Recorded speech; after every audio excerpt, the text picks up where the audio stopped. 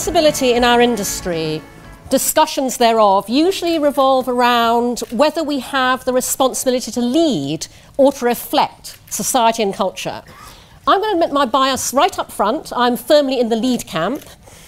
And so I'm going to tell you what I think our responsibilities are in the ad industry.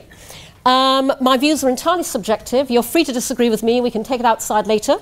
But I'm going to identify the 3 areas that I think we have to take responsibility for and act on in order to not only transform our own future, but to actually do a huge amount of benefit for everybody else. So here's our first responsibility.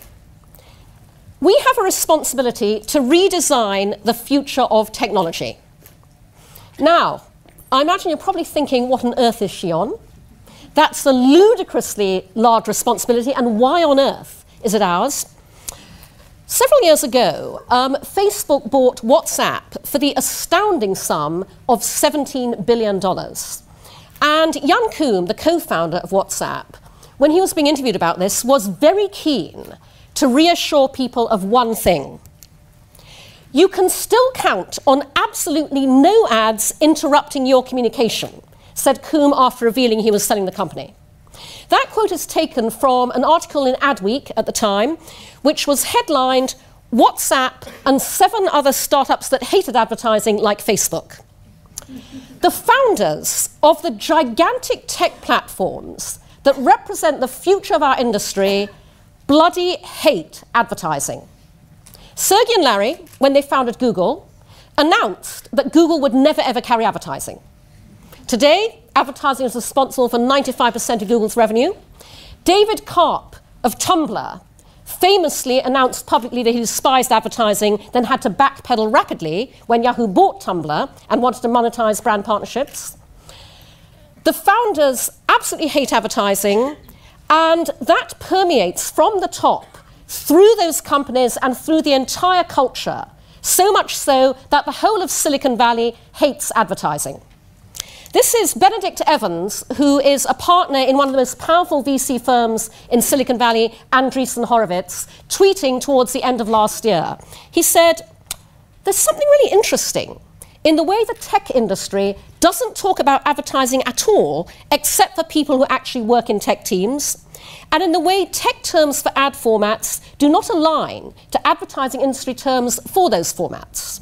And he went on in his next tweet to say, as an aside, if the only way you can think about a $500 billion industry that shapes how and what we buy and pays for a lot of your favorite media is evil and install a blocker, you maybe ought to be more curious. And he's right, because with those giant tech platforms, their huge rounds of funding, their gigantic valuations, and their humongous IPOs are all predicated on one thing only: advertising. Us. On their investors and Wall Street's belief that they will find a way to monetize billions of eyeballs through us. And that represents an opportunity to rebalance the power equation. Because I observe that our industry suffers from shiny new object syndrome. I see agencies and brands and clients going, ooh, ooh, ooh, ooh, we must be on Snapchat. Ooh, we should be in VR. As opposed to, obviously, the right way around, which is what are our objectives, what is our strategy to achieve those, and now, what technology makes that possible. And I also observe agencies and brands and clients going cap in hand to those tech platforms going, please, please, please, Snapchat, take our money. Please, please, please, VR platform, let us pay you and you tell us what you will allow us to do on your platform. We have a responsibility to reverse that and to rebalance the power equation, because here's the thing, when you absolutely bloody hate advertising, you will never, ever, ever leverage the resources and the passion and the commitment and the talent and the innovation and disruption to innovate completely new forms of powerful, compelling, engaging advertising on your platforms. In fact, you will do the exact reverse. You will do precisely what everybody on this stage has been discussing all morning, when you believe that advertising is a necessary evil, but you have to do something about it.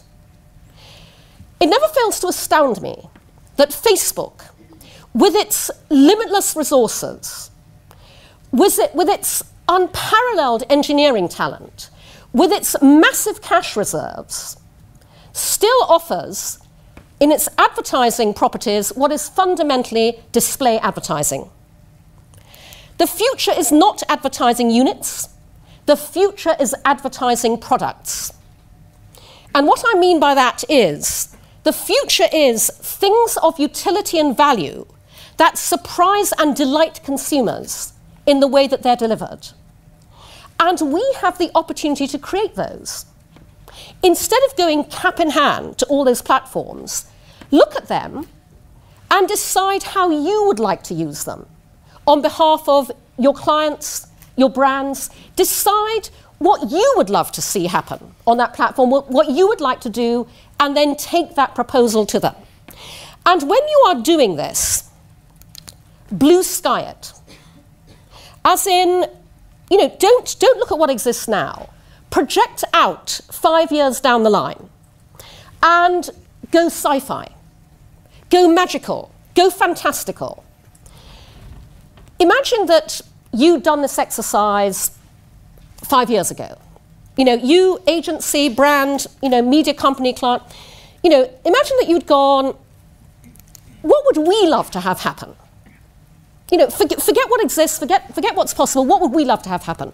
Well, actually, completely blue skying it, we would love our consumer to be hanging out at home, chilling out, pottering around, and we would love them to think and to then say out loud, ooh, I really fancy some brand, product, service, and then an hour later have that turn up on the doorstep. 5 years ago, that would have sounded like sci-fi. But today we have Alexa and Amazon Prime. However much you blue sky it, whatever you project, the technology exists to make it happen.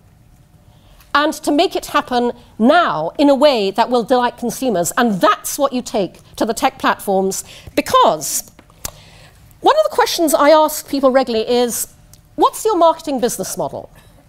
And I don't mean by that, what is your business model? I don't mean by that, how does your brand or product make money? I mean literally, how does your marketing make money? Create, and we are all about creativity.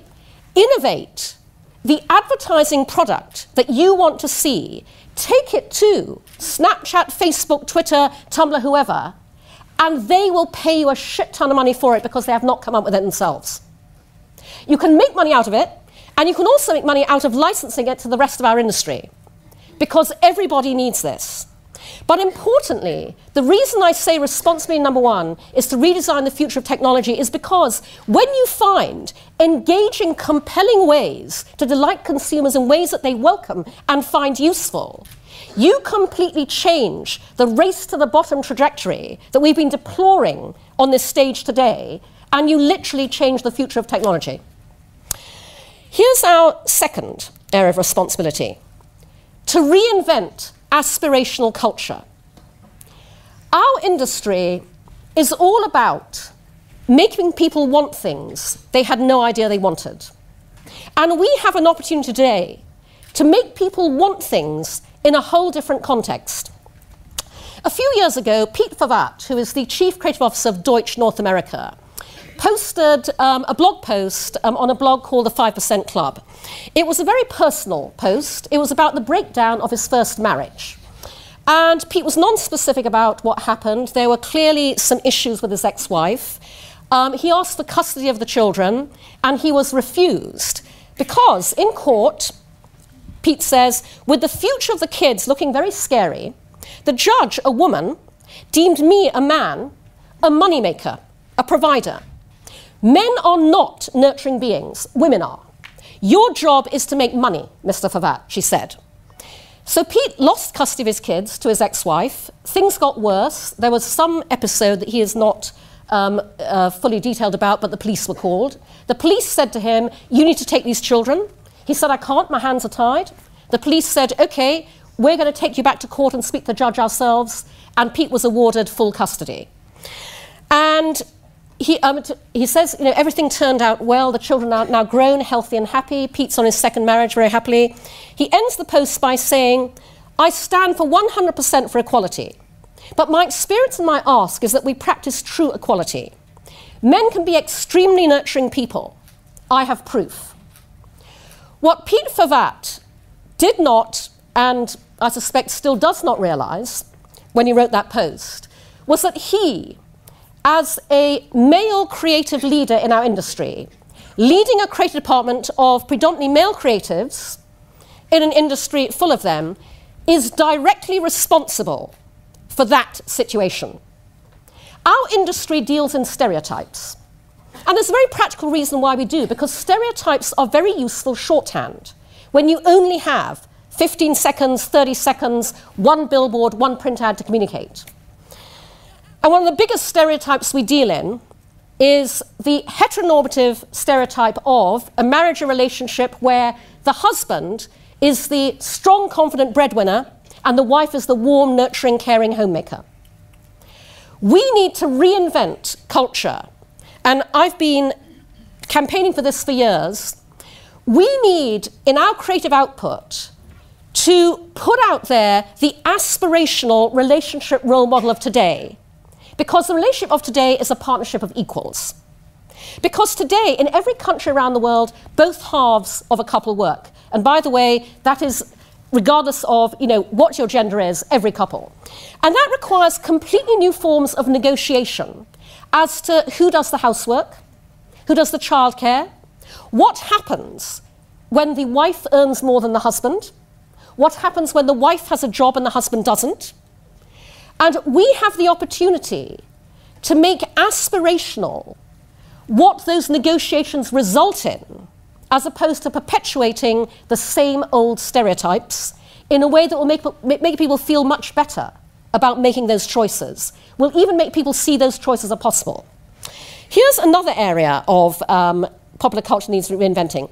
I get really bored with being interviewed by journalists constantly, not least because of my startup Make Love Not Porn, on that hoary old cliche, sex sells. Sex does not sell when it's the kind of sex that is reflected in this cliche, which is sex through the male lens. We have not even begun to see how effectively sex can sell through the female lens. Show of hands, how many of you have seen the sequel to the original Magic Mike movie, Magic Mike XXL? Okay, way too few of you. Guys, here's your homework. Okay, go home tonight. This weekend, stream on Netflix, Magic Mike XXL. I guarantee you will all love it. Magic Mike XXL opened a couple of years ago to universally rave reviews from the critics. Guy Lodge of Variety took a female colleague to see it with him, and this is how his review opened. My gaze was being so constantly serviced, observed my fellow critic Catherine Bray, giddy with delight. Is that what it's like to be a straight man looking at most media? No wonder so many of them are resistant to changing that. Magic Mike is a movie about sex and sexuality shot through the female lens. It's joyous, celebratory, uplifting, moving, intimate, revelatory, and it gives you an idea of how much we could use sex to sell in a completely different way. Because that old saying, sex sells, refers only to a superficial, male-centric salaciousness.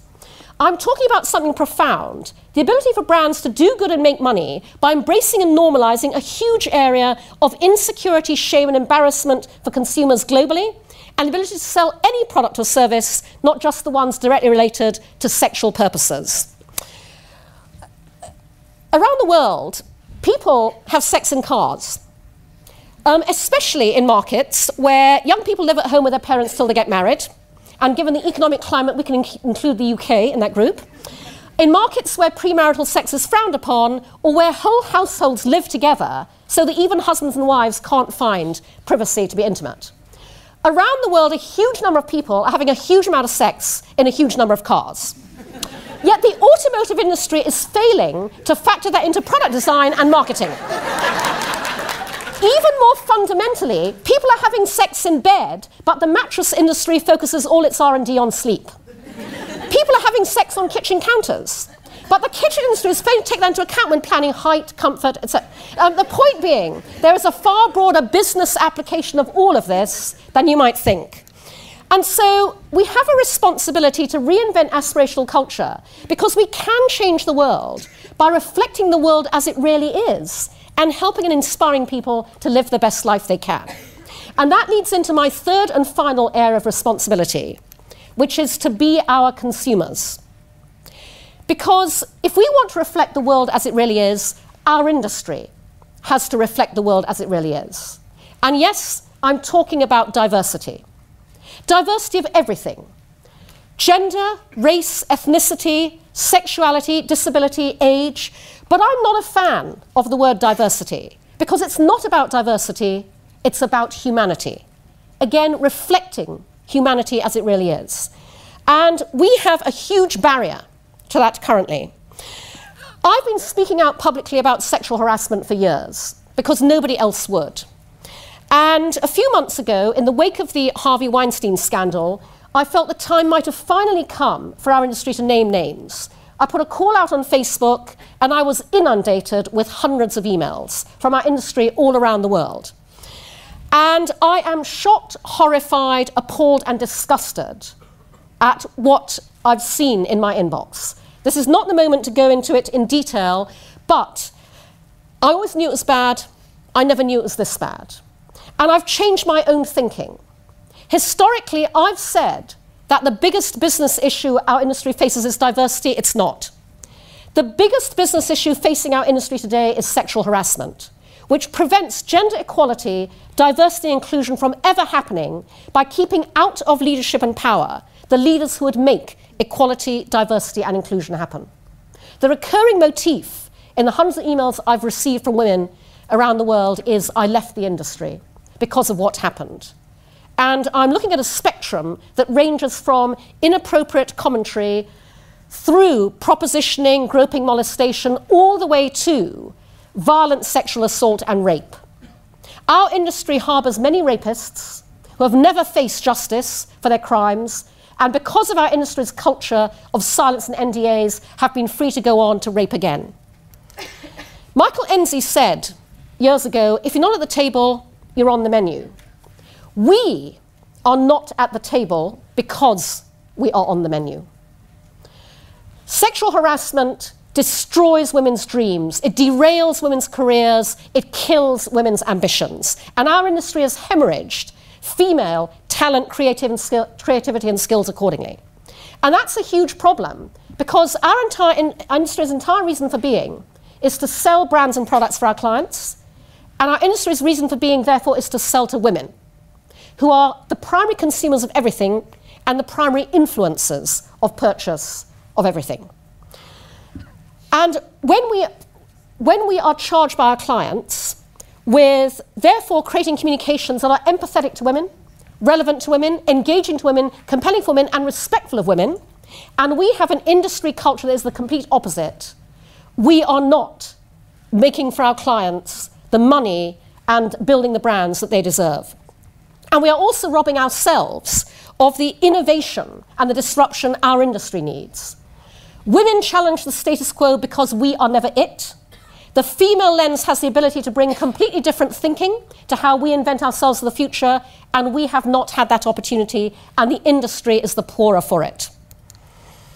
Rebecca Traister, writing in The Cut last fall in America, in a piece that was titled, "Our National Narratives Are Still Being Shaped by Lecherous Powerful Men," wrote, "We cannot retroactively resituate the women who left jobs, who left their whole careers because the navigation of the risks, these daily diminutions and abuses, drove them out.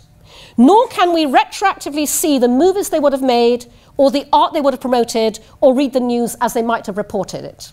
Nor can we see the advertising they would have created, the awards they would have won, the happy, productive agencies they would have started, the completely different, far rosier future for the advertising industry that they would have driven."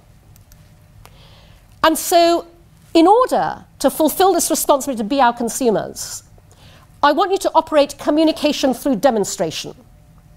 Don't create campaigns about diversity. Don't do stunts about diversity. Don't make compelling content about diversity. Be diverse. In an industry where WPP continues to pay Gustavo Martinez a large amount of money to operate public leadership duties in a scenario where the lawsuit Erin Johnson brought against him for sexism, racism, and sexual harassment has still not been settled, where JWT Worldwide, the agency Gustavo Martinez left, missed a huge opportunity last week to deploy some of the brilliant, underpaid, underpromoted female talent in our industry and filled all its vacant leadership positions with men, and where that same agency, JWT, was the worst offender in WPP's survey of the gender gap across its entire group. The gender wage gap at JWT is 44%. That's astounding.